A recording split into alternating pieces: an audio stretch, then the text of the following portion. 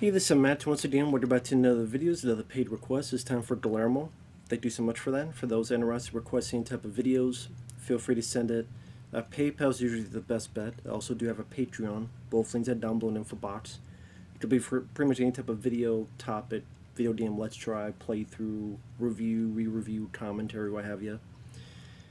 And Guillermo wanted me to talk about the 2023 film Time Addicts. Now, some people say 2024, but I'll say 2023. That's what IMDb and all these other places say. Now, Time Addicts is it's one of those films where I liked it. It's a fairly twisty time travel story that if you don't pay enough attention, you might be a bit confused, but it was interesting enough. I won't say it's entirely unpredictable, but I didn't mind the journey. I didn't mind the two leads. The characters of Denise and Johnny, played by Freya Tinley and Charles Grounds. Pretty much those two they're friends, but they give each other crap. And they owe this drug dealer, Kane, played by Joshua Morton. And so Kane pretty much goes, you go in this abandoned place, you grab this bag of drugs, bring it back to me, and we're square. We're even. They do it, but then they know there's something up with these drugs because of the color and something else about them. So, of course, as anyone would do, Johnny just decides to taste it, test it out. I think it's supposed to be meth. And he gets transported through time, in particular the 1995. So he's back there, she's in the present time. For the most part, all takes place in one go. In one house, I should say. Not one go, but in one location. I would say that, again, the story was intriguing enough to make me go, okay, how this is all going to link up. And it does it, I thought, fairly well.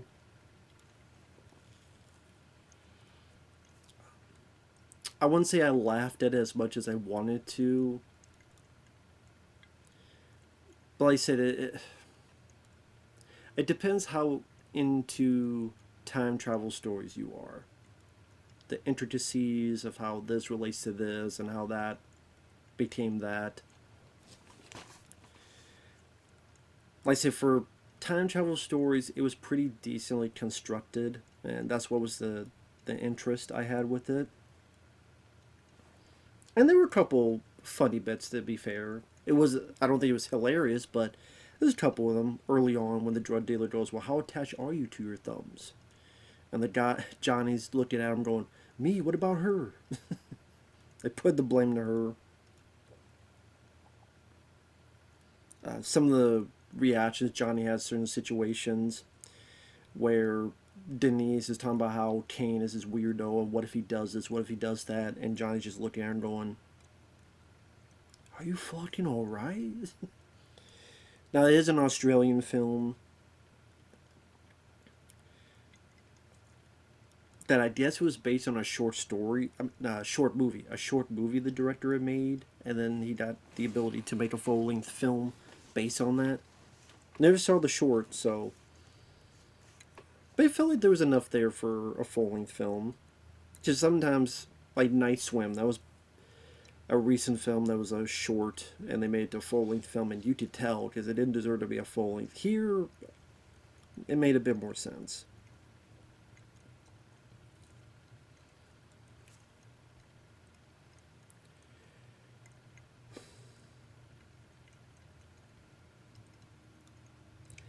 And I'm trying to figure out like how they get into the plot, because seeing the plot develop is kind of the fun of the movie. Because there's very, very few special effects, except if they disappear from one time to another. So there's very few special effects. It's not too violent or gory of a movie. I would say it's more of just a sci-fi time travel tale. It's not an action film at all. I wouldn't call it a thriller.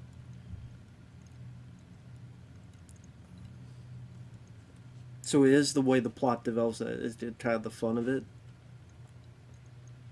I would say watch the trailer, and whether the trailer intrigues you or not, that's up to you. I have to get into spoilers to talk about it. Because what happens is when he gets in 1995, there's this woman that lives at the place, and she doesn't know who he is. Okay, are you this? Are you one of these gang members?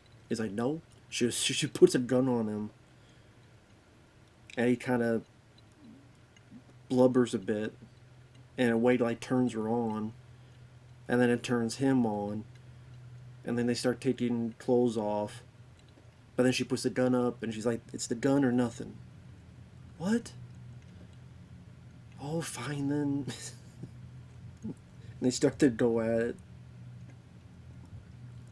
Meanwhile, Denise, she sees herself and she's confused, like, what's going on?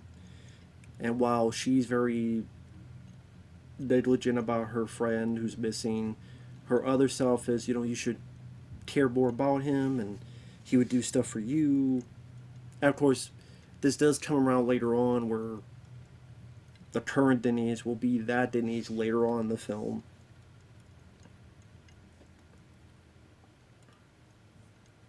Like I said, it's a very twisty, turny plot, and like I said, that's the main benefit of the movie. If you're not into that, I don't see how you would get into the movie. But that with a bit of sense of humor is what this film capitalizes on. Because on the broad scheme of things, to try to wrap my head around this plot, you find out that the old guy that's there that you got the drugs from is the same guy as the drug dealer, only the guy in the house is an older version. And that guy, you find out, is Denise's daughter. I mean, it's Denise's. That'd be a different movie. Denise's son from the future. And then you find out that her buddy Johnny is actually her father. If you thought Back to the Future was twisty with the plot, this is even more so. But it does it decently where on the one hand, you're sitting there going, well, in the first, just like the Terminator, and the first go around, how did this all happen? Like the first go around, Michael Bihn's character wasn't alive. If Michael Bihn's character wasn't alive until the future, then how did him and her have a baby, and then John Connor, and then become the hero of the Resistance, in order to send Michael Biehn back in time, not just to save Sarah Connor, but to be, be my father. But the first go around of time, Michael Bihn's character Cowries was alive at all, so how did that paradox is what they call a paradox. You either go with the paradox or you don't. If I'm able to do it with Terminator, I'll be able to do it with this. But then it's okay, Johnny goes back in time in 1995, has sex with this woman. The woman he has sex with happens to be Denise's mom. Now Denise knows why her dad wasn't around, because it was Johnny.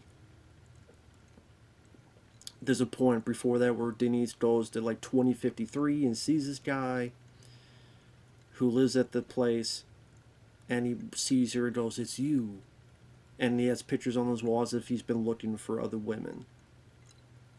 You find out later that guy, once he was looking for his mom, who abandoned him, finds out this is her, goes back in time, pretends to be this drug dealer to get them set up to this location.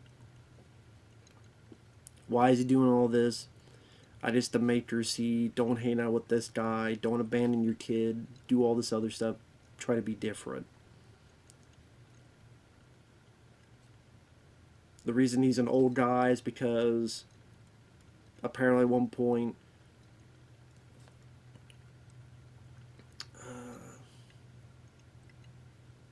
I'm trying to think.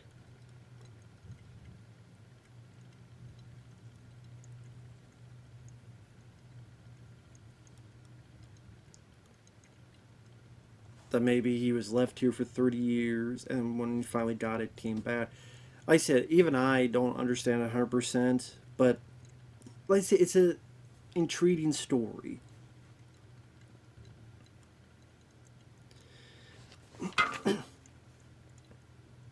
Now, it's not a film I would rewatch again. I think it was a one-time affair, because I didn't think the film was humongously funny. I think time travel is much more exciting. I would go with films like The Terminator or Time Cop, or films that are much more funny. I would go with Back to the Future, or even Back to the Future Part 2, or Bill and Ted's Excellent Adventure. There's other time travel stories I would be more intrigued by, but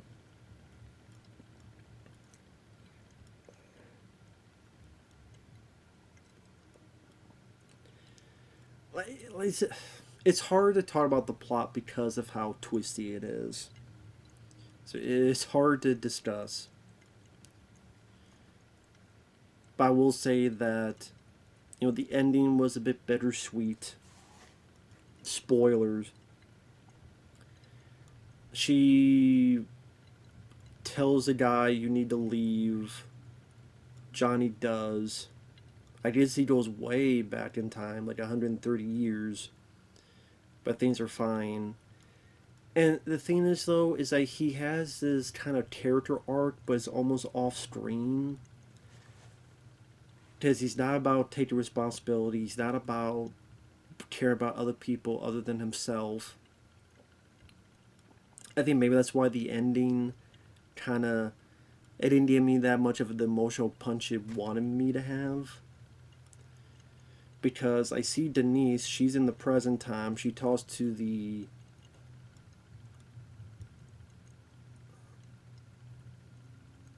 older guy, or the older version of her son.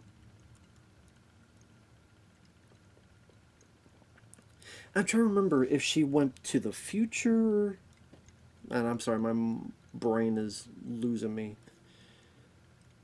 I think she went to the. Did she go to the future? Or did she. Because the drug dealer is there with the mom character. So was this all back in 1995? I think so. It would have had to have been. Because at one point the mom is it's been a few months and the mom's pregnant with the baby and she goes to the future, but then the daughter convinces her, hey, have me. So that means she would have gone back. So that means it would have been 95. And the drug deal's left there in 95.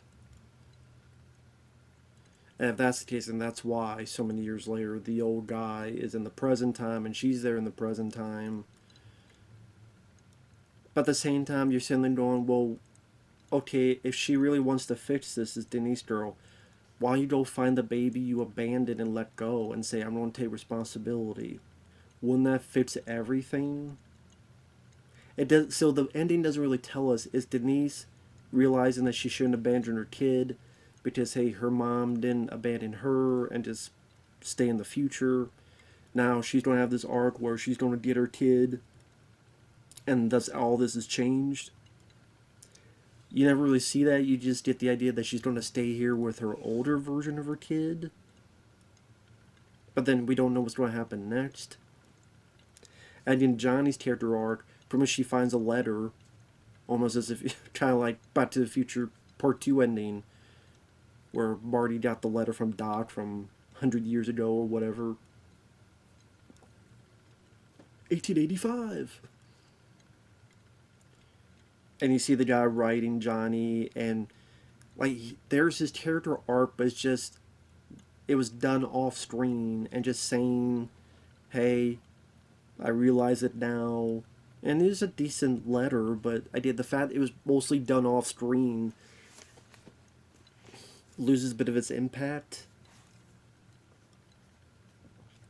So I think because it didn't have a strong enough wrap up of the story, I think that kind of hurts a bit of the movie itself. There's all this build up and intricacies of the plot, the story, the time travel element. So then I'm left with questions of, wait a minute, what made him change his mind back in the day in the past? Show us, don't just tell us. Show us the arc, show us his development, show us him doing something selfless. because yeah, he jokes, "What, I'm your father," blah blah blah, but then he does something to save his daughter because, you know, despite what he says, you're still my daughter. Like, have him do something heroic, or do something where he takes a hit or takes a bullet or something. Doesn't do any of that. Same with, again, Denise. Is she gonna go and find her abandoned kid? What's the case? So I do wish the ending had a bit more of a wrap up. So like I said, I wouldn't say it's anticlimactic, but just it wasn't as strong as the rest of the story. I'll put it that way. But it was an interesting time watching the film. I will admit it was interesting enough. So I liked it. I didn't mind the cast. I was curious to see where it would lead to the story. And again, that's where the interest lie for people who do watch the film. But with that said, thanks for watching. Take care, and we'll see you guys later. Bye bye.